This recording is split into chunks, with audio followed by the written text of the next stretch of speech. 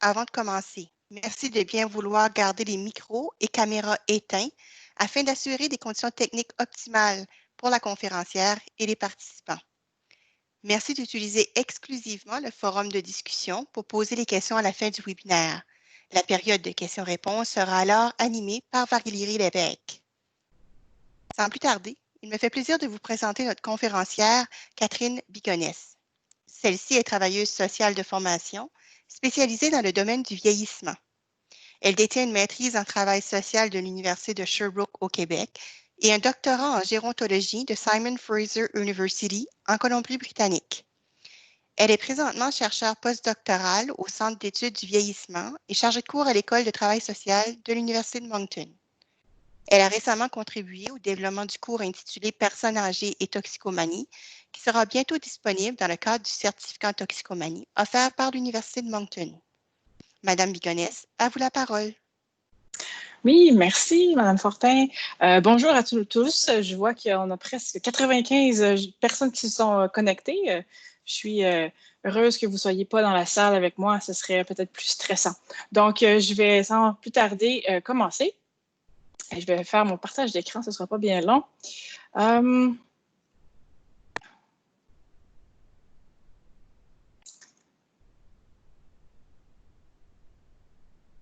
Et voilà, donc je pense que ça fonctionne. Si jamais, on m'interrompra si jamais ça ne fonctionne pas. Donc, ça me fait plaisir de vous présenter cette présentation qui s'intitule « Aînés et toxicomanie, état des connaissances et enjeux d'une crise de santé publique à venir ». Un peu peut-être avant de se plonger directement dans le vif du sujet, j'aimerais vous donner peut-être un peu un contexte au niveau du vieillissement de la population. Juste pour qu'on comprenne bien, juste qu'on soit clair, au cas où que vous ne seriez pas au courant, le Canada vit un vieillissement accéléré de sa population. On peut se dire aussi que les provinces de l'Atlantique sont particulièrement affectées. Jusqu'à très récemment, j'aimais dire que le Nouveau-Brunswick était la province qui vieillissait le plus rapidement au Canada. On est presque à égalité avec le Terre-Neuve qui vient nous battre de quelques points virgule là, de pourcentage, mais en ce qui concerne, on est vraiment une des provinces qui vieillit le plus rapidement au Canada. Les raisons du vieillissement de la population sont relativement simples. On a un accroissement naturel négatif. Qu'est-ce qu'on entend par ça? C'est vraiment qu'un ratio entre la natalité versus la mortalité qui est inégale. Donc, il y a moins de gens qui naissent que de gens qui sont vivants. Et la migration hors province aussi, typiquement aussi au niveau du Nouveau-Brunswick, on a un exode des jeunes qui nous affecte particulièrement. Et en même temps que ces phénomènes-là se passent, on a la cohorte des baby boomers qui sont nés après la Deuxième Guerre mondiale, qui vont arriver à l'âge de 65 ans.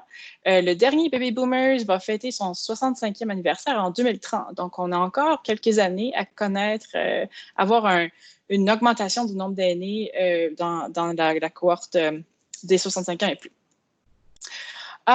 Donc, pour vous donner un peu une idée de la situation du Nouveau-Brunswick, avec une projection dans le futur, donc en 2013, on se situe autour de 17,6 %. Aujourd'hui, selon une fois par année, Statistique Canada nous donne un aperçu, une approximation à peu près de la population tous les 1er juillet. Donc, en tout cas, là, on a quelques semaines d'avance, mais selon les chiffres de 2019, on était à 21,3 % de personnes âgées de plus de 65 ans au Nouveau-Brunswick. Ce que vous pouvez remarquer, c'est plus élevé que la moyenne au Canada en général.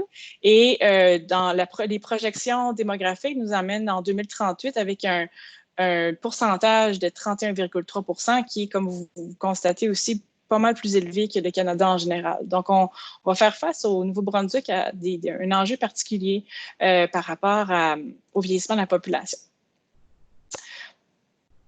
Quand j'ai commencé à travailler sur ce cours sur la toxicomanie puis les aînés, je dois avouer que je n'étais pas, si je connaissais quelques données en général, mais je suis tombée sur cette citation-là que je vous ai traduite de Yudin, qui est un psychologue aux États-Unis.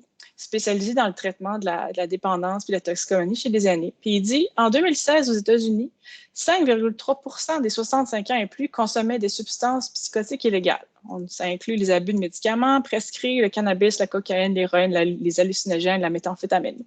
Ce taux est presque le double, soit 10,3% chez les 60-64 ans et près du triple, 15% chez les 55-59 ans. Alors moi, j'ai vu ça, j'ai fait OK, ça c'est bien, oui, ça l'augmente chez les plus jeunes. On a peut-être les aînés qui ont 55 ans et plus vont arriver à 65 ans, puis peut-être qu'on va avoir un taux de 15%, c'est plus élevé. Mais c'est combien de gens, ça? Moi, j'avais un peu de misère à m'imaginer. Donc, j'ai commencé à faire des calculs là, avec les chiffres qu'on a. Donc, ça prenait en considération que ces chiffres-là, c'est vraiment juste un titre pour exposer un peu le problème. Il y a beaucoup de facteurs qui vont changer potentiellement, mais on va dire une projection en 2036, au niveau du Canada, on va avoir 24,5% des gens qui vont être âgés de plus de 65 ans.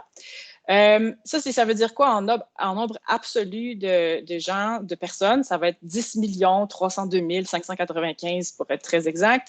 Et si on prend le 15% basé sur le chiffre des données américaines, on parle d'1 545 389 personnes aînées qui souffraient d'un trouble, qui feraient une substance, qui feraient l'usage de substances illégales. Au Nouveau-Brunswick, puisqu'on a un vieillissement de la population qui est plus grande, un 31,3 on a vraiment une population beaucoup moins élevée qu'ailleurs, mais quand même, on se retrouve avec 35 589 personnes potentiellement aînées qui pourraient faire l'usage de substances illégales et potentiellement développer des problèmes de dépendance. Ça, c'est plus que la population complète de la ville de Dieppe, plus élevé que la population au complet de Bathurst et de toute la région socio-sanitaire numéro 5 de Caboolture. Donc, on a un potentiel quand je dis qu'il y a une crise de santé publique à venir, ce sont des chiffres qui, quand moi j'ai commencé à calculer, j'ai vérifié mes calculs 5 fois, j'en revenais pas. Ça se pourrait que le taux change, on observe un petit déclin dans le pourcentage d'aînés qui consomment des substances illégales en vieillissant. Donc, là, avec l'âge, les gens tendent à réduire un peu leur consommation, mais malgré tout, ça nous donne une idée particulière de l'enjeu qui est à venir. Donc, en gardant ces chiffres en tête-là, je vais vous amener vers peut-être une description plus détaillée des différentes sortes de substances dont les aînés peuvent abuser.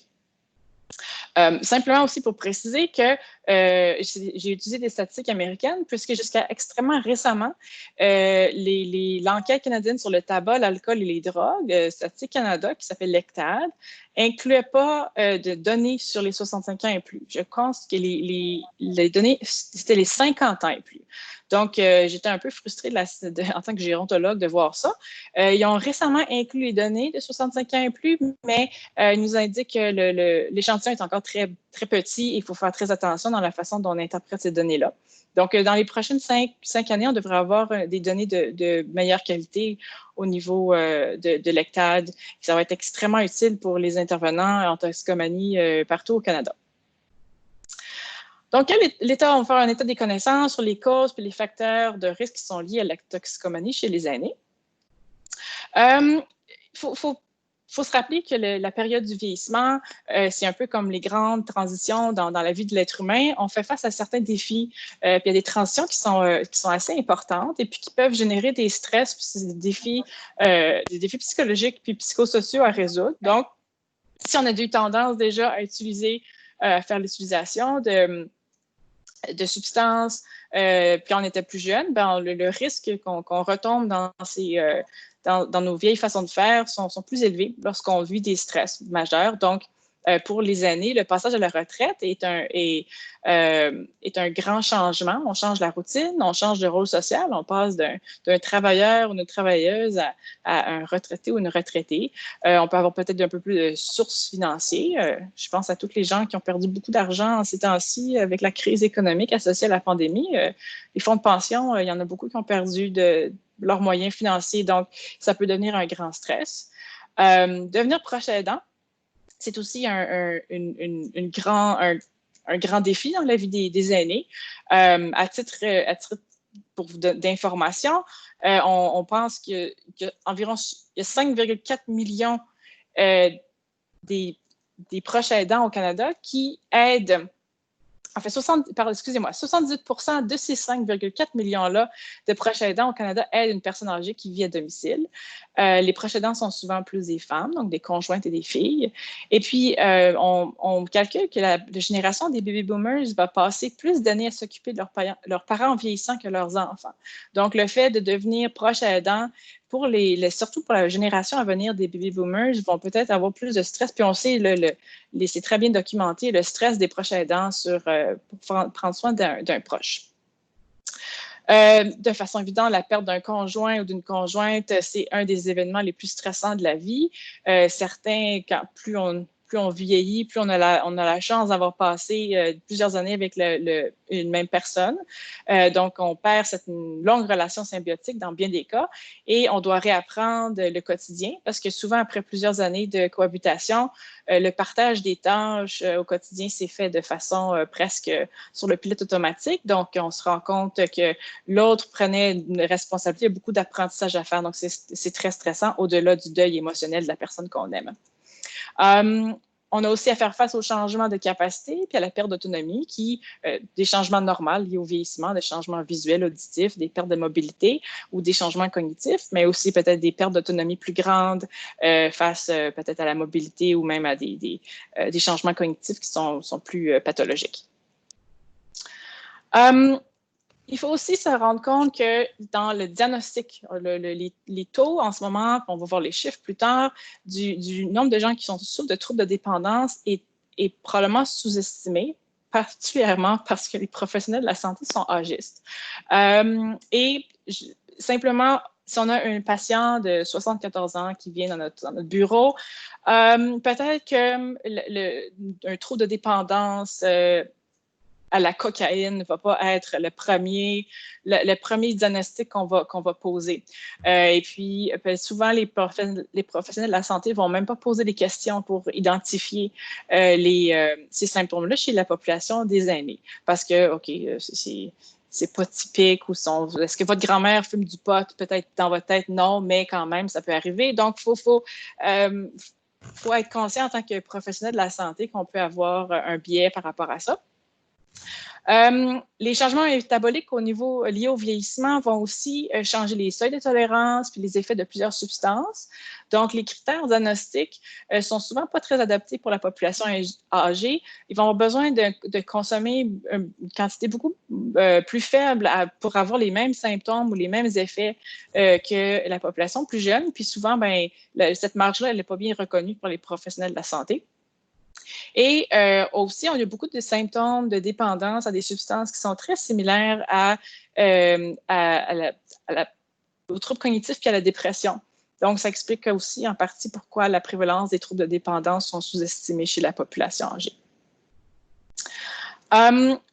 Aussi, certains chercheurs vont identifier le fait qu'on peut-être quand on passe à la retraite ou on devient retraité, on a moins de situations sociales où on peut observer les gens démontrer des signes de dépendance en public. Si on est en état d'intoxication, mais on reste à la maison parce qu'on est retraité, puis qu'on n'a pas nécessairement d'engagement obligatoire d'aller travailler tous les jours, c'est plus facile de passer nos symptômes d'intoxication puis de troubles de dépendance sous le radar de nos proches parce qu'on peut accommoder notre horaire autour de nos besoins de consommation. Il faut aussi se rappeler que la présentation clinique est différente chez les femmes âgées. Encore peut-être un autre isme là, en plus de l'âgisme et puis du sexisme peut-être. On pense que les femmes ont moins tendance à être dépendantes ou à souffrir d'un trouble de dépendance de substances, donc sont moins diagnostiquées, puis vont tendre à présenter des symptômes plus tard dans la vie que les hommes. Les raisons pour ça ne sont pas très bien comprises, mais c'est ce qu'on peut observer dans les statistiques jusqu'à présent. Donc, on va s'intéresser à l'abus à plusieurs substances. On va commencer par l'abus de médicaments chez des aînés. Il faut savoir, il y a 83 des Canadiens âgés en 65 à 79 ans qui consomment des médicaments sur ordonnance. Donc, c'est une très grande proportion des aînés. C'est pas parce qu'on consomme des médicaments sur ordonnance qu'on va nécessairement souffrir d'un trouble de dépendance, mais ça augmente certainement les risques. On estime, puis là, c'est une estimation qui n'a quasiment pas de bon, entre 14,6 puis 43,6 des aînés hospitalisés vont se faire prescrire ou vont utiliser une médication qui est inappropriée pour leurs conditions. La grande variabilité fait que nos façons de collecter les données en ce moment au Canada ne sont pas encore tout à fait standardisées, donc il y a énormément de variations d'une région à l'autre, mais quand même, ça nous donne une idée. Si on parle de 43 c'est extrêmement élevé. Puis il ne faut pas oublier aussi que la consommation de médicaments va augmenter avec l'âge, avec le nombre de problèmes de santé chronique, puis avec la gravité des incapacités. Donc, les aînés sont sont vraiment plus âgés, effectivement, mais ont plus de chances de souffrir de problèmes de santé chronique, puis de vivre des incapacités. Qu'est-ce que la polypharmacie ou la polymédication? C'est un phénomène qu'il faut prendre en considération qui est très important. Donc, quand on veut comprendre la dépendance, surtout aux médicaments des aînés. Donc, qu'est-ce qu'on entend par polypharmacie? C'est utilisation de 5 et plus types de médicaments sur ordonnance en même temps. Les statistiques nous disent que 65,7 des aînés consomment 5 médicaments et plus, 5 catégories de médicaments, puis qu'il y a plus que du quart des aînés qui consomment plus que 10 catégories de médicaments. Donc, je ne sais pas, essayez d'imaginer là, quand vous avez les médicaments que vous consommez dans votre quotidien, puis essayez de rajouter comme 9 ou 10 autres médicaments par-dessus ça. Donc, c'est énorme. Les risques, évidemment, plus on prend de médicaments, il y a des réactions indésirables d'interactions médicamenteuses, des risques d'empoisonnement, de décès, évidemment, d'utilisation inappropriée. Ça augmente, plus on fait l'utilisation de différents types de médicaments, le taux de visite à l'urgence puis d'hospitalisation augmente. Et ça augmente aussi le risque d'être admis dans un établissement de soins de longue durée. Là, qu'est-ce qui cause quoi? Ce n'est pas très clair. C'est possible qu'on soit admis dans un établissement de soins de longue durée parce qu'on a plusieurs problèmes de santé, donc on consomme plusieurs médicaments. Mais la relation, la direction de cette relation entre la quantité de médicaments et l'admission en établissement de soins de longue durée n'est pas très claire. Il n'y a pas nécessairement une prédominance de l'un vers l'autre. C'est plutôt plusieurs facteurs qui interagissent. Qu'est-ce qu'on entend par l'abus de médicaments? Donc, c'est une consommation excessive d'un médicament prescrit. Donc, ça peut être qu'on a des symptômes de tolérance aux médicaments ou des symptômes de sevrage. Par exemple, si on prend un médicament pour gérer la douleur, à un certain moment, la douleur est plus soulagée avec le médicament en question. Puis, quand on saute une dose, on a des symptômes de sevrage. Donc, ça, c'est associé à la consommation excessive. On inclut aussi là-dedans l'utilisation d'un médicament prescrit pour quelqu'un d'autre. Ça, c'est votre amie Ginette qui donne à son ami, un autre ami qui va s'appeler Denise, qui a des problèmes de sommeil. Elle fait « OK, ben regarde, Ginette a dit à Denise, ben essaye ça va t'aider à dormir. » Ça, c'est une bonne intention, mais ça fait partie de la définition de l'abus de médicaments. Puis ça, c'est important de le comprendre. C'est extrêmement dangereux. On ne sait pas qu'est-ce que Ginette ou bien qu'est-ce que Denise consomme, donc ça peut vraiment être un problème. Les facteurs de risque reliés à l'abus de médicaments, les femmes ont beaucoup plus tendance à faire l'abus de médicaments que les hommes. Des indicateurs, là, si une personne obtient une prescription pour le même médicament dans pharmacies différentes, ça c'est un facteur, ou avoir obtenu une prescription d'un même médicament auprès de plusieurs professionnels de la santé, quand ça arrive, ça indique clairement qu'on a un problème d'abus, un risque d'abus de médicaments ici. Si on souffre de dépression, de douleurs chroniques, d'anxiété puis de troubles du sommeil, on a plus de chances de se faire prescrire des médicaments qui ont un risque de dépendance, particulièrement des benzodiazépines puis des opioïdes. On va y revenir plus en détail. Simplement un peu de statistiques pour vous donner combien de gens souffrent de troubles de l'humeur au Canada. En fait, au niveau des aînés, on parle de 7,2 % au niveau du trouble de l'humeur.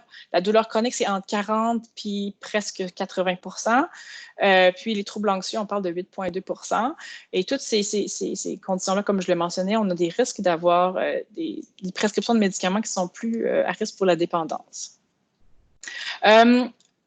Ça me permet de faire un lien vers la crise des opioïdes, qui est peut-être un sujet qui est vraiment pas discuté et ignoré de beaucoup de gens. Certains, on l'a appelé une épidémie silencieuse. En 2016, il y a 19,3 des aînés au Canada qui utilisaient des analgésiques opioïdes et on a observé une augmentation de la quantité de prescription des opioïdes, particulièrement chez les femmes âgées de 65 ans et plus. Donc, leurs risques sont beaucoup plus élevés. Quand on consomme des opioïdes, on a plus de risques de chute, de détresse respiratoire, d'interactions médicamenteuses, de dépression et de dépendance. Et la dépression est un facteur de risque pour développer un trouble de dépendance. Donc, vous voyez qu'on accentue les risques reliés à ça. Puis, une statistique qui je trouve assez importante à souligner, c'est que les aînés avaient le plus haut taux d'hospitalisation pour l'empoisonnement par opioïdes ou overdose au Canada. On parle beaucoup des jeunes qui meurent de la crise du fentanyl et puis des opioïdes au Canada, mais les jeunes ont moins de chances de mourir que les aînés une fois qu'ils sont frappés par la consommation des opioïdes. Ça peut être, puis les aînés qui meurent d'overdose d'opioïdes, on parle de médicaments prescrits, mais aussi des médicaments illégaux ou contrefaits. Puis le nombre de décès chez les femmes âgées de plus en plus en augmentation, ce qui correspond aux statistiques où est-ce qu'on voyait aussi qu'il y a de plus en plus de femmes qui se font prescrire des opioïdes. Puis, par contre, on peut mentionner que la majorité des empoisonnements par opioïdes des aînés sont accidentels. Et puis, parmi tous les Canadiens qui se font hospitaliser pour des empoisonnements accidentels par opioïdes, 55% sont des aînés. Donc, on a vraiment une crise à ce niveau-là à gérer au niveau du Canada. Quels sont les facteurs de risque associés à l'abus d'opioïdes chez les aînés? Étrangement, avoir un niveau d'éducation qui est élevé. On ne sait pas trop clair, les facteurs sont pas, on ne comprend pas trop pourquoi, mais les statistiques démontrent que c'est le cas. Le fait de souffrir d'un trouble de l'humeur, d'avoir consommé des drogues dans le passé, puis particulièrement vivre avec des douleurs qui interfèrent avec les tâches du quotidien, puis des douleurs qui ne sont pas bien contrôlées. Donc ça, c'est un risque plus élevé pour abuser des opioïdes. On remarque aussi deux types de dépendance chez les aînés, ceux qui ont une longue histoire de dépendance qui finalement arrivent à 65 ans puis qui continuent à avoir un problème de dépendance, ou des aînés qui ont développé des troubles liés au vieillissement puis qui se sont fait prescrire des opioïdes, qui ont développé une dépendance tardive aux opioïdes. Donc, puis l'hypothèse aussi serait que les traitements pour ces deux groupes de personnes aînées-là seraient aussi différents. L'abus d'alcool, qui est notre prochain poison de prédilection. Donc, l'abus d'alcool chez les aînés, il ne faut pas oublier que le tabac, et j'en parle pas aujourd'hui, mais c'est quand même la substance avec le plus haut taux de dépendance parmi toute la population. Donc, mais les effets sont très connus, puis on a des programmes de santé publique très bien développés pour ça. Donc, j'ai évité d'aller dans cette direction-là, mais on va parler un peu d'alcool. L'alcool est quand même le problème de dépendance qui est le plus commun puis le plus documenté parmi les aînés. Donc, la prévalence chez les 65 ans et plus, on indique 2% qui en seraient dépendants. On pense que ce chiffre-là est sous-diagnostiqué, particulièrement chez les femmes, pour les mêmes raisons, au niveau des diagnostics, au niveau de l'agisme des professionnels de la santé, au niveau peut-être même que les femmes ne sont pas à l'aise de discuter de leurs problèmes de dépendance au niveau de l'alcool. Mais si on regarde des chiffres, au niveau de la consommation abusive d'alcool, qui n'est pas un problème de dépendance, mais qui est de consommer plus que le nombre recommandé de portions ou de consommation, ça varie entre 8,2 à 18,4 chez les hommes âgés, puis 2,8 à 6,2 chez les femmes. Donc, les chiffres varient d'une région à l'autre au Canada, dépendant des provinces et puis tout ça. De façon intéressante, chez les aînés qui nous arrivent bientôt, la prévalence chez les 50 à 64 ans, on parle de 19 de ces adultes-là qui font une consommation abusive. Est-ce que ces taux-là vont se maintenir quand ils vont arriver à 65 ans, 75 ans, 80 ans? Peut-être pas, mais ça nous donne quand même une idée de la prochaine cohorte qui nous arrive. Il y a 45 des aînés qui ont un trouble de dépendance à l'alcool qui vont l'avoir développé plus tard dans leur vie, après avoir fait face à un deuil, un stress, une difficulté d'adaptation au passage de la retraite qui fait un lien avec les facteurs d'influence au début de la présentation. Les impacts de l'abus d'alcool en général sont très bien connus. Chez les aînés en particulier, on parle des maladies du foie, du système digestif, l'AVC, l'hypertension. Certains types de démence sont reliés aussi à la consommation abusive d'alcool sur des longues périodes, du délirium, des troubles respiratoires, de l'insomnie, puis aussi des chutes, qui est un problème particulièrement important chez les aînés, parce que souvent, les fractures de la hanche particulièrement sont souvent mortelles pour les aînés. Donc, quand on mélange l'alcool avec les chutes, on se retrouve avec des statistiques vraiment pas bonnes pour la chance de survie. Puis, le risque de mortalité est beaucoup plus élevé chez les aînés que chez la population générale. Pour les hommes aînés, on parle de 2,14 fois plus élevé chez les hommes, puis 2,92 fois plus élevé chez les femmes aînées qui consomment de l'alcool. Donc, le risque de mort est beaucoup plus élevé. Maintenant, le cannabis, donc, qui est notre nouvelle drogue légale jusqu'à il y a très récemment. Donc, on n'a pas beaucoup de données encore sur l'utilisation du cannabis sur les Canadiens en général, mais aussi sur les aînés en particulier. Mais on a quand même l'enquête nationale du cannabis qui est maintenant en place. Donc, on devrait avoir des meilleures données d'ici quelques années. Mais étonnamment, c'est la drogue la plus consommée après l'alcool et la cigarette chez la population des aînés. Et on estime qu'environ 2,6 des Canadiens âgés de plus de 55 ans souffrent d'un problème de dépendance au cannabis. Des tendances statistiques sont assez intéressantes qui sont tirées de l'enquête. On pense que 7 des aînés consomment du cannabis. C'est par contre le groupe qui affiche la plus haute croissance en matière de consommation de cannabis comparé aux autres groupes d'âge. Donc, on avait peur en légalisant peut-être le cannabis que le taux de consommation serait beaucoup plus élevé chez les jeunes, les adultes, mais c'est chez les aînés qu'on a retrouvé la plus grande croissance au niveau de la consommation. Donc, parmi ceux qui consomment, il y a 27 de ceux qui sont des nouveaux consommateurs qui n'avaient jamais essayé le cannabis avant. 52 en consomment pour des fins médicales. Donc, la grande majorité des aînés consomment ça pour peut-être soulager des douleurs, par exemple. Puis, environ un quart le consomment pour des fins récréatives. Les facteurs d'influence à prendre en considération dans l'abus de cannabis chez les aînés, c'est l'effet de cohorte.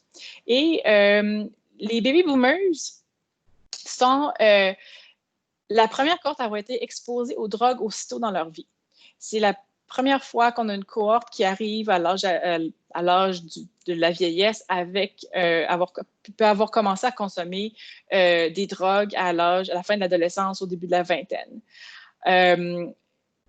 En 1970, on dit que 45 des 18 à 24 ans consommaient du cannabis. Donc, ces gens-là, c'est nos baby boomers qui s'en viennent.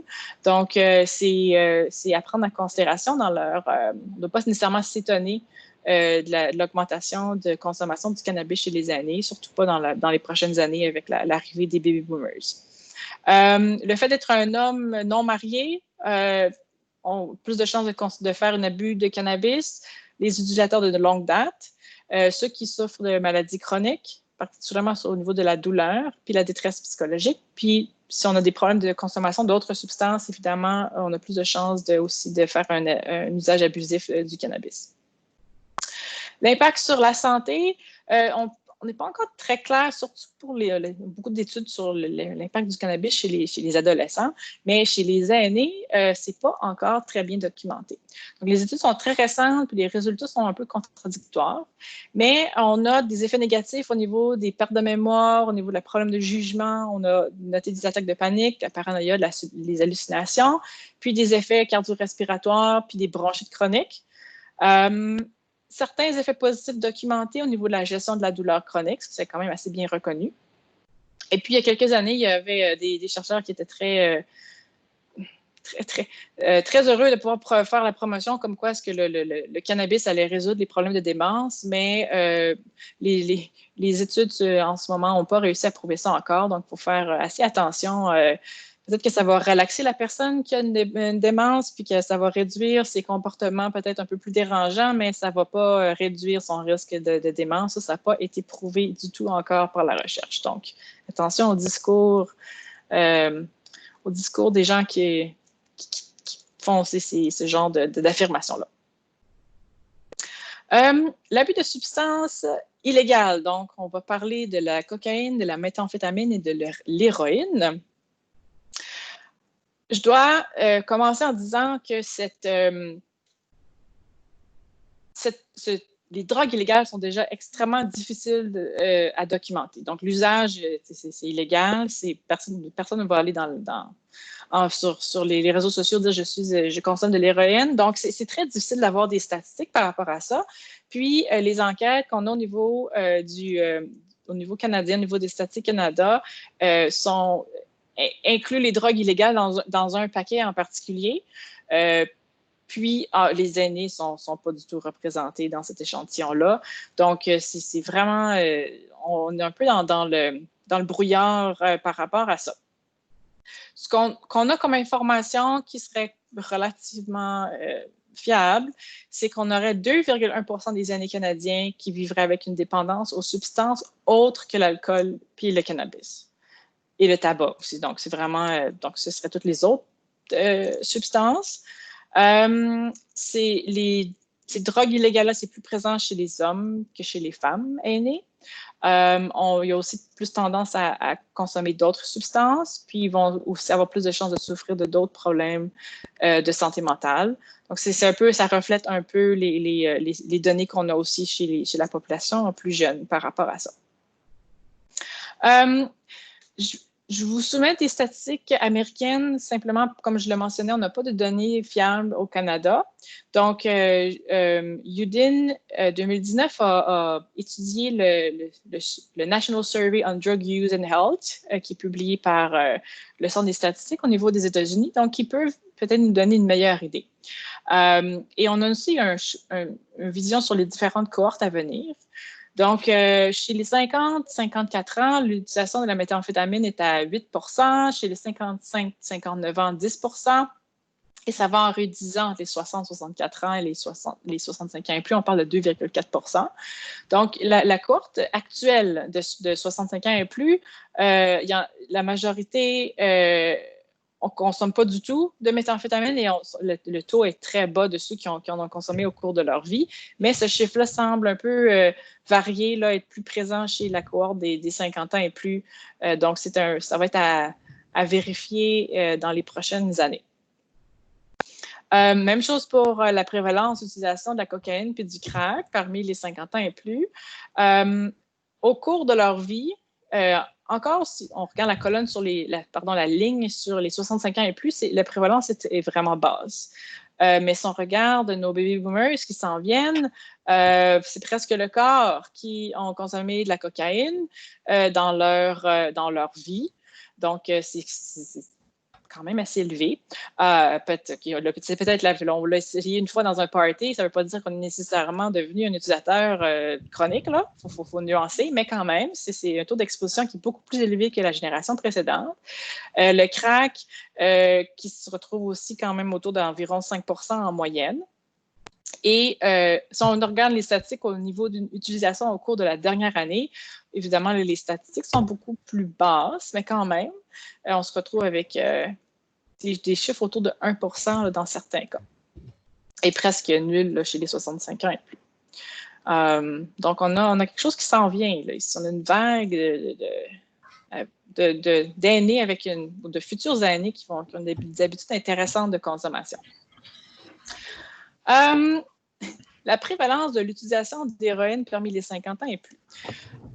C'est une donnée qui est inconnue. Puis je vais vous dire, j'ai vraiment cherché fort pour trouver des statistiques et j'en ai pas trouvé. Donc, je fais un appel à tous vous qui peut-être écoutez aujourd'hui, s'il y en a qui ont des données sur l'utilisation de l'héroïne parmi les 65 ans et plus au Canada, s'il vous plaît, écrivez-moi un courriel, je vais vous parler. Mais a priori, on n'a aucune idée de l'utilisation d'héroïne parmi les 50 ans et plus. Il y a beaucoup de données qui sont combinées avec les opioïdes en général, parce qu'on sait que l'héroïne est une catégorie d'opioïdes, mais quand même, ce serait intéressant de savoir à quel niveau on en est avec ça. Ce qu'on peut penser, par contre, mentionner, c'est qu'il y a eu une augmentation de 110 des nouvelles admissions pour traitement de dépendance à l'héroïne parmi les 55 ans et plus aux États-Unis entre 2012 et 2015. Les aînés utilisateurs d'héroïne ont plus tendance à être des hommes, à être moins en bonne santé physique et mentale, à présenter une plus grande perte d'autonomie que leur père et avoir un moins bon fonctionnement social que leur père aussi en général. Je vais faire une petite pause. Il y a quelqu'un dont son micro est activé, je vous rappelle, s'il vous plaît, de désactiver vos micros. Ça aide beaucoup pour la présentation. Je vous remercie. Concernant particulièrement les utilisateurs d'héroïne, on a un phénomène où les gens qui consomment l'héroïne ont beaucoup plus de tendance à consommer d'autres types de drogues. Donc, on parle de le crack et la cocaïne, entre 13 et 42,5 de prévalence de consommation d'héroïne et de crack. Les opioïdes, ça monte jusqu'à 87,5 des problèmes d'alcool en plus d'héroïne, 34 des problèmes de consommation de tabac, c'est très élevé. Et puis, les benzodiazépines, le barbiturique et les amphétamines, de 2 à 11 Donc, les utilisateurs d'héroïne, ça, c'est basé sur des auto-rapportés. L'étude de Rosen et al. a fait un sondage auprès d'utilisateurs d'héroïne aux États-Unis aînés. Donc, ça vient de leur propre perception de leur utilisation. Ce n'est pas un échantillon qui est à la largeur des États-Unis, mais quand même, ça nous donne une idée que les gens qui consomment l'héroïne consomment aussi énormément d'autres types de substances. Mais on ne sait quand même pas le taux de prévalence. Et ça, si quelqu'un peut me trouver ce chiffre-là, je relance mon appel. S'il vous plaît, écrivez-moi un courriel. Je vais être bien contente. Je veux des données là-dessus. J'en ai pas trouvé. Donc, peut-être on est presque vers la fin là, de la présentation. Donc, je voudrais qu'on prenne un moment pour peut-être réfléchir aux interventions auprès des aînés qui vivent avec des problèmes de dépendance. Quelques éléments que j'aimerais apporter pour la considération, particulièrement pour ceux d'entre vous peut-être qui sont des intervenants. Donc, ce qui est intéressant, ce qu'on comprend des aînés qui ont des troubles de consommation, les aînés en général ont moins tendance à avoir recours à des traitements ou à considérer avoir besoin de traitement. Donc ça, c'est un défi majeur. Particulièrement parmi les aînés qui font partie des minorités visibles. Peut-être parce qu'ils ne connaissent pas bien le système de santé, peut-être parce qu'au niveau culturel, si on parle des gens issus de l'immigration, le tabou entourant les troubles de dépendance est très mal vu au niveau religieux, au niveau culturel. Par contre, on a un plus haut taux de succès de traitement et d'intervention chez les aînés. Donc, une fois, ils sont plus difficiles à amener en traitement, mais une fois qu'ils sont là, on a plus de chances d'avoir du succès. Et le succès est beaucoup plus élevé chez les femmes. Donc, apparemment, une fois qu'ils se sont décidés d'y aller, ça va bien. La motivation, quand on leur demande pourquoi est-ce que vous voulez, on peut se dire, OK, des gens un peu âgés se diraient que les années sont trop vieux pour changer leur habitude puis que ça ne sert à rien, ils vont mourir bientôt. C'est un propos très âgiste, mais ce n'est pas le cas. Les gens les années vont aller vont régler leur trouble de dépendance pour limiter les effets négatifs sur leur santé, pour prolonger leur autonomie puis leur indépendance. Chez les femmes, en particulier, le désir de redévelopper des liens avec la famille puis les proches, ça devient particulièrement important en vieillissant. Puis, un effet de cohorte, les plus jeunes aînés ont une vision un peu plus positive de la thérapie, puis de l'aide psychologique et psychiatrique en général que la cohorte précédente. La cohorte qui est aussi, en ce moment, des aînés, ont eu des valeurs religieuses, puis peut-être qui étaient très ancrées. Donc, ils se sentent très coupables des troubles de consommation qu'ils ont, donc ont moins tendance à aller chercher de l'aide. Donc, on a peut-être que les prochaines générations d'aînés vont avoir plus de facilité, ont plus de chances d'avoir consommé plusieurs sortes de substances, mais peut-être ont plus de motivation à aller en thérapie puis à régler ça. Il y a quelques stratégies d'intervention qui sont importantes à prendre en considération quand on intervient auprès des aînés.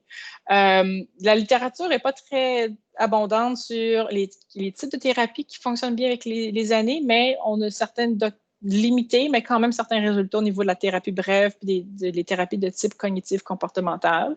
Les approches de réduction des méfaits puis de mindfulness ont l'air encore plus populaire puis plus efficace chez les baby boomers. Peut-être encore ici un effet de cohorte. C'est important qu'on intervient avec des aînés qui ont des problèmes de toxicomanie, d'avoir une approche multidisciplinaire puis de soins intégrés. C'est des cas qui sont très complexes. On parle vous l'avez vu, de polypharmacie. Donc, si on a un aîné ou une aînée qui a un problème de dépendance, on va dire, au cannabis, pour donner un exemple, qui en plus consomme 8 médicaments différents, puis 3 problèmes de santé chronique, bien, on doit avoir une approche avec plusieurs spécialistes de la santé, avec peut-être une approche de gestion de cas avec un travailleur social ou bien une infirmière communautaire. Donc, ça, c'est important d'avoir un portrait clair de la complexité des aînés qui souffrent des problèmes de toxicomanie. Quelque chose que peut-être on ne pense pas souvent, mais les aînés, avec les problèmes de mobilité normales qu'on voit en vieillissant, c'est important que les lieux de traitement où est-ce qu'on rencontre les aînés soient accessibles en chaise roulante, en marchette, en canne. Donc ça, c'est des choses peut-être qu'on ne pense pas quand on développe des interventions pour les aînés. Les aînés aussi ont d'ailleurs plus tendance à apprécier des groupes de thérapie qui sont avec des gens du même âge, particulièrement parce qu'ils peuvent partager leur expérience. Et puis, la culture de la rue a grandement changé dans les, on va dire, 30-40 dernières années. Donc, ça se pourrait qu'on ait les jeunes qui ont vécu peut-être dans la rue, puis au niveau du trafic est complètement différent que qu'est-ce que les aînés ont vécu dans leur jeunesse. Donc, avoir un groupe uniforme au niveau de l'âge peut aider.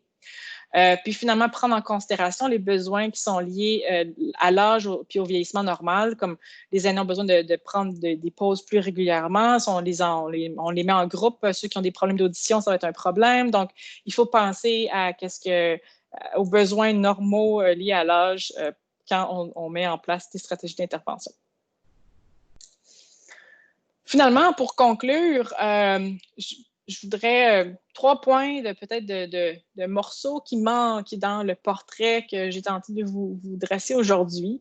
On manque vraiment de données de bonne qualité sur les habitudes de consommation des Canadiens âgés de plus de 65 ans. On vient juste de commencer à avoir un portrait.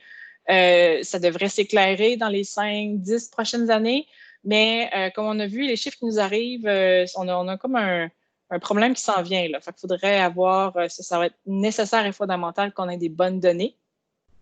On n'a aucune donnée sur les aînés autochtones issus des communautés de minorités visibles et les communautés LGBTQ. Rien du tout. Donc, ça va être à voir si les aînés qui souffrent de problèmes de dépendance, qui font partie de ces catégories-là, est-ce qu'ils ont une expérience qui est différente? On va prendre pour acquis que oui, mais on n'a aucune idée de comment ça va s'exprimer dans le futur. Puis, on a vraiment j'ai pas trouvé d'études qui documentent l'expérience des aînés canadiens qui vivent des problèmes de dépendance. Donc, en tant que gérontologue, je suis toujours très intéressée d'entendre la voix des aînés dans la recherche. Ça n'existe pas encore dans les données. Donc, je pense que voilà, mon temps est terminé. J'avais 45 minutes. Je pense que c'est le temps d'ouvrir peut-être pour les questions et voilà.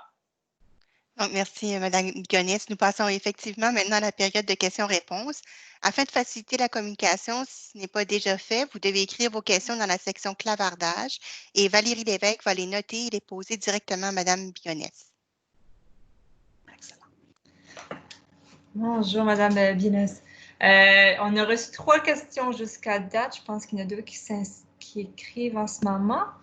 Une question de Nathalie Boivin. Concernant les divers abus et dépendances présentés, avez-vous des données comparant les francophones et les anglophones? Oh mon Dieu, non. Absolument pas. Malheureusement, j'aurais aimé ça pouvoir non. On a l'échantillon d'avoir des données pour les aînés, on est vraiment chanceux. Des différences anglophones, francophones, on n'en a pas. Non, la réponse courte, c'est non. C'est vraiment désolant, mais non. Une question de David Alper. Quand on parle de toxicomanie, ne serait-il pas très important de parler du rôle néfaste joué par les compagnies pharmaceutiques? Je ne connais pas les chiffres pour le Canada, mais aux États-Unis, ces entreprises dépensent près de 60 000 $ par année dans le marketing et la publicité pour chaque médecin. Oui, absolument. Faut quand même nuancer la crise au niveau des États-Unis, qui est un système qui est complètement privé. Donc, l'influence des compagnies pharmaceutiques sur les médecins est beaucoup plus élevée. Ça n'empêche pas qu'on a peut-être des problèmes similaires au Canada. La crise des opioïdes est certainement influencée par la commercialisation de ce type de médicaments-là, puis de sa distribution légale ou illégale à travers le Canada. Il y a un rôle aussi au niveau des médecins de faire la prescription de ces opioïdes-là, puis de peut-être pas d'accompagner leurs patients de la bonne façon sur les risques. Donc, il y a une partie de l'influence qui est là, mais je nuancerais, on n'a pas un système de santé qui est aussi vulnérable à ce genre d'influence-là qu'aux États-Unis. Mais je n'ai pas les chiffres particuliers, là. Je ne peux pas, malheureusement. Oui. Parfait. Une autre question de David. Dans les centres de soins de longue durée au Canada, à cause du manque de personnel, il n'y a-t-il pas un pourcentage très élevé de médicaments psychotropes qui sont prescrits aux aînés atteints du problème cognitif et un usage totalement inapproprié? C'est un problème dans les centres de soins de longue durée, effectivement. On peut appeler ça la contention chimique. Quand les gens sont trop agités, on va les mettre sur des tranquillisants qui vont les rendre très faciles à gérer parce qu'ils vont dormir. C'est à mon sens, un abus puis de la maltraitance des aînés qui doit absolument cesser, absolument. Je ne sais pas si vous avez lu le rapport avec l'Ontario. Il y a un rapport qui sort au Québec. Les détails de ça sont à glacer le sang. On a clairement un problème dans nos centres de soins de longue durée. Les opioïdes ou la crise des opioïdes étant une petite proportion de tous les problèmes qu'on a dans les foyers de soins puis les centres de soins de longue durée. Donc, ça fait partie de la complexité des enjeux avec les aînés qu'on a de nos jours, absolument. Parfait. Une question de Marilyn. Où classes-tu la prédisposition génétique aux troubles de dépendance ou est-ce une notion qui ne tient plus? C'est une bonne question. Je dois avouer, dans mes lectures, ce n'est pas quelque chose qui est ressorti énormément. Par contre, c'est sûr que si on on est issu d'une famille, c'est la 4e génération avec des troubles de dépendance, il y a peut-être une prédisposition à avoir besoin de stimulants ou de sortes certains types de substances pour aller. Puis ce chemin-là, au niveau cognitif, au niveau des chimiques des neurotransmetteurs, est plus vulnérable. Donc, il y a certainement une composante génétique. Il y a énormément de facteurs environnementaux qu'il faut prendre en considération au niveau social, aussi au niveau de nos habitudes, l'exposition. Donc, oui, il y a un facteur génétique, mais on n'est pas juste défini par nos gènes, on est aussi grandement défini par nos expériences puis par qui on est. Donc, c'est à prendre en considération. Merci. Là, les gens commencent à écrire toutes leurs questions. Parfait. Est-ce qu'il y a des questionnaires adaptés pour les aînés en fait de les faire de dépistage des troubles d'abus de substances chez cette population? Je ne pense pas. Si quelqu'un parmi le public ici qui aujourd'hui en connaît, tant mieux. a priori, on utilise les mêmes critères diagnostiques que pour la population adulte. Puis comme je l'ai mentionné au début de la présentation, ces critères-là ne sont pas toujours bien adaptés pour la population aînée. Donc, ce serait à voir sur des guides de bonne pratique qui ont été écrits. Ça, je ne sais pas. Une question de Lauriane. Avez-vous des données connaissances sur les problèmes de dépendance des aînés incarcérés dans les établissements carcéraux fédéraux? Oh, wow, c'est une bonne question. Oh, encore une fois, avec la pauvreté des données qu'on a juste pour les aînés, c'est une catégorie qu'on ne connaît pas du tout. Peut-être qu'un calcul qui pourrait être fait pour avoir une idée, ce serait de dire, OK, parmi les gens qui vivent en milieu carcéraux, c'est quoi la proportion? On peut appliquer la proportion d'aînés. Puis ben là, sur la proportion d'aînés, on peut appliquer la proportion des gens qui ont des troubles de dépendance. Mais là, ça fait comment? J'appelle ça du bidouillage des statistiques. Là. Ça ne veut pas dire que c'est exactement ça. Mais ça va peut-être donner une idée, mais on n'a pas de données par rapport à ça non plus. Quand j'ai commencé à monter ce cours-là, j'ai été complètement étonnée du peu de données qu'on a sur le sujet, sur les aînés en général, puis la dépendance. Donc, ça, c'est un autre critère supplémentaire à ajouter pour documenter la situation. Parfait. Avez-vous des données, c'est une question de Caroline, avez-vous des données ou des références concernant les personnes marginalisées, personnes itinérantes et ou judiciarisées, par exemple, ou autres personnes pouvant vivre de l'isolement social? Le fait de vivre en itinérance, d'être isolé socialement, sont tous des facteurs de risque pour développer des problèmes de dépendance. Donc, le taux de prévalence de troubles de dépendance parmi cette population-là est beaucoup plus élevé. Les statistiques en particulier, je ne les ai pas. Par contre, comme on sait, les troubles de dépendance peuvent peut-être mener à vivre dans la rue ou l'exclusion sociale est un facteur de risque pour développer un trouble de dépendance. Donc, on se retrouve dans un espèce de cercle vicieux qui font que les gens qui vivent dans la rue, le taux de dépendance est extrêmement élevé. Malheureusement, puis là, si on parle des aînés dans la rue, il y en a, mais les statistiques ne sont pas claires non plus. On ne sait même pas combien on a d'itinérants au Canada. Fait que c'est encore un autre problème pour comprendre notre problématique. Oui. Une question, je pense que c'est une réponse que Valérie Aubu a à une question sur les questionnaires adaptés. A6 a été validé auprès d'une population âgée. Juste faire excellent. Merci d'avoir répondu à ma question. Merci. Philippe, savez-vous si le traitement des dépendances est plus ou moins ou également effectif que chez les autres âges? Est-ce que les personnes aînées subissent un taux plus élevé de dépendance? En général, les aînés ont un taux de dépendance qui est plus bas que la population adulte. Peut-être parce qu'il y a certaines drogues qu'on ne peut pas vraiment utiliser pendant 40 ans. L'utilisation d'héroïne puis du crack, là, ça te ruine une santé. Donc, si on est des utilisateurs chroniques, on ne se rend peut-être pas jusqu'à cet âge-là, ou on modifie nos habitudes de dépendance, de consommation, on change notre substance pour quelque chose d'un peu moins difficile sur notre système. Donc, naturellement, une tendance à la baisse du taux de dépendance chez les aînés. Là, le taux de succès, puis j'ai oublié la première partie de la question, je m'excuse, il y avait 2 volets. Est-ce qu'on peut juste me relire la première partie de la question? Oui. Savez-vous si le traitement des dépendances est plus ou moins ou également effectif que chez les autres âges? Voilà, merci. Il semble que les aînés ont un taux de succès plus élevé, mais les données basées sur ça sont limitées. On n'a pas encore beaucoup d'aînés qui vont dans des centres de désintoxication, par exemple. Donc, ils sont plus motivés quand ils arrivent là, mais les aînés ont moins tendance à aller chercher de l'aide.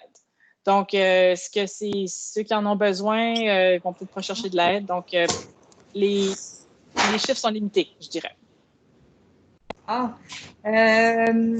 Il y a Valérie qui demande aussi si on peut avoir accès à ton courriel. Oui. À la fin, c'est pour faire exprès, à la fin, j'avais une slide avec mon courriel. Ça va faire plaisir de partager ma présentation. Je vais avec mon courriel à la fin. Si les gens veulent me l'écrire, ça va faire plaisir. Je vais tenter de répondre le plus rapidement possible. Parfait. Je suis infirmière auxiliaire dans un foyer de soins et on travaille déjà sur les chiffres de 5 médicaments au moins par résident. Les benzos sont en très grande diminution aussi. Un programme d'outils de travail ADP, approche douce et persuasive, est implanté à notre foyer pour travailler avec les comportements. Merci, ceci un commentaire et info pour les autres. Donc, excellent. Non, il faut, parce faut qu'on change nos pratiques. Hein, puis, je suis entièrement consciente qu'il y a des foyers de soins qui font un excellent travail, puis que ce qui passe aux nouvelles est vraiment pas la norme. Mais on a quand même beaucoup de travail à faire en ce qui se concerne. Oui. Puis, là, je ne sais pas si je l'ai posée ou pas celle-là. Est-ce qu'il y a des recherches qui font les liens entre la consommation et les traumatismes, des traumatismes vécus dans le passé? Elle a fait une faute de frappe, là. Guerre, abus sexuels, violence. Oui. Bien, en fait, souffrir d'un trouble anxieux, particulièrement le choc post-traumatique, chez les militaires, les premiers répondants, les femmes qui ont été victimes d'agressions sexuelles, tout ça sont des facteurs de risque pour développer des troubles de dépendance parce que c'est un grand stress. Puis, les médicaments qui sont prescrits, pas dans tous les cas, mais pourraient être aussi reliés à de la dépendance. Donc, les problèmes de santé mentale, les troubles anxieux sont tous un facteur de risque pour développer des troubles de dépendance, dépendant comment on passe tout à travers du mieux qu'on peut dans ce genre d'épreuves-là de vie. Donc, ça pourrait arriver qu'on développe un trouble de dépendance. Oui. Je pense que j'ai pas mal regroupé toutes les questions. Je ne sais pas s'il y en a d'autres dans la salle. Sinon, en attendant, juste inviter les gens, il y aura une séance d'information le 18 juin à 13h. À la suite de cette présentation-ci, il y aura un courriel qui va vous être envoyé avec l'enregistrement de la séance et ainsi qu'une invitation pour participer à cette séance d'information. Donc, je ne sais pas si... OK, il n'y a pas d'autres questions qui est rentrée, donc je peux te laisser terminer. Je pense que tu voulais partager ton courriel et tout ça. Si vous me permettez, je voudrais peut-être d'abord remercier Mme Bigonès. Oui, ça fait plaisir. Donc, merci Mme Bigonès de nous avoir informés et sensibilisés sur la consommation et l'abus de substances chez les personnes aînées. En particulier, nous avoir identifié les causes, les facteurs de risque et d'influence de ce problème de santé. Compte tenu de sa prévalence, retenons l'importance de diagnostiquer les aînés pour les soutenir et pour intervenir adéquatement auprès d'eux. Votre présentation ainsi que les réponses aux questions étaient fort intéressantes. Aux participants, j'espère que ce webinaire vous donne le goût d'en apprendre davantage sur les toxicomanies. À titre d'information, nous avons eu jusqu'à 112 personnes qui se sont joints au webinaire. Je vous rappelle que la session a été enregistrée. Donc, je vous remercie de vous être joints à nous et je vous souhaite une excellente soirée. Je recède la parole à Mme Bigonès pour qu'elle puisse partager ses coordonnées. Oui. En fait, on pourra partager ma présentation là, à travers par courriel ou quoi que ce soit, mais vous pouvez me trouver sur le site du Centre d'études du vieillissement. Et puis, c'est catherine.bigonès@umoncton.ca. Donc, vous devriez avoir aucun problème à me trouver facilement sur le site de l'université. Donc, merci beaucoup. Ça m'a fait un plaisir. Merci pour vos questions. Et puis, c'était intéressant de voir plus que 100 personnes se sont branchées. C'est assez impressionnant. Donc, je vous remercie pour cette opportunité-là. Donc, merci à nouveau à vous. Bonne soirée. Merci. Bye-bye.